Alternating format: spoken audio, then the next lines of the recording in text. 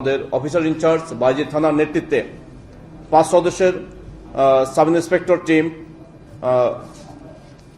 বাহার Mia, sub inspector Joynal Abedin, sub inspector Alamgir Hossain, ASI Yusuf Ali, ASI Rubel Barua সহ total একটা শক্তিশালী টিম আমরা গোয়েন্দা তথ্যের ভিত্তিতে প্রথমে আমরা গ্রেপ্তার করি নূর উদ্দিন সোহেল। তাকে আমরা লিংক রোড এলাকা থেকে গ্রেপ্তার করি এবং তার জিন্সের পকেট থেকে একটা বিদেশি পিস্তল উদ্ধার করি যার গায়ে লেখা আছে ইমপ্যাক্স।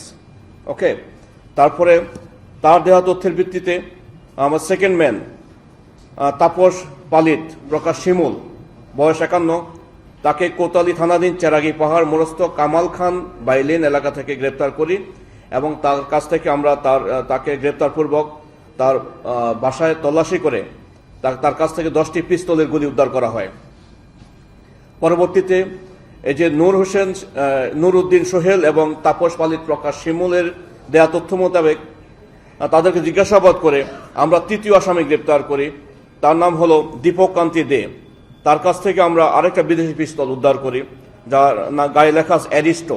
একই সাথে তার কাছ থেকে আমরা 18টি পিস্তলের গুলি এবং 2টি চায়না রাইফেলের গুলি উদ্ধার করি। টোটাল আমাদের 2টা বিদেশি পিস্তল, 28 রাউন্ড পিস্তলের গুলি এবং 2 রাউন্ড চায়না রাইফেলের গুলি উদ্ধার করি।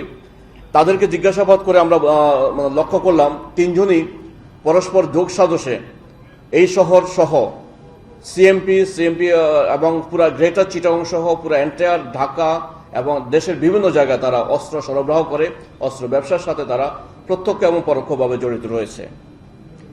এটা আমাদের জন্য অনেক বড় অর্জন। একই সাথে আমরা স্যার যথার্থই বলেছেন যে ডিবি একটা বড় সাফল্য অর্জন করেছে। একই সাথে আমাদের থানা টিম, আমাদের বাইজিদ থানা টিম অফিসার ইনচার্জ আব্দুল করিমের নেতৃত্বে অনেক সুন্দর একটা সফল অভিযান সম্পন্ন করেছে এবং আমাদের এই ধরনের অভিযানগুলো, এই ধরনের আমাদের গোয়েন্দা তথ্যের ভিত্তিতে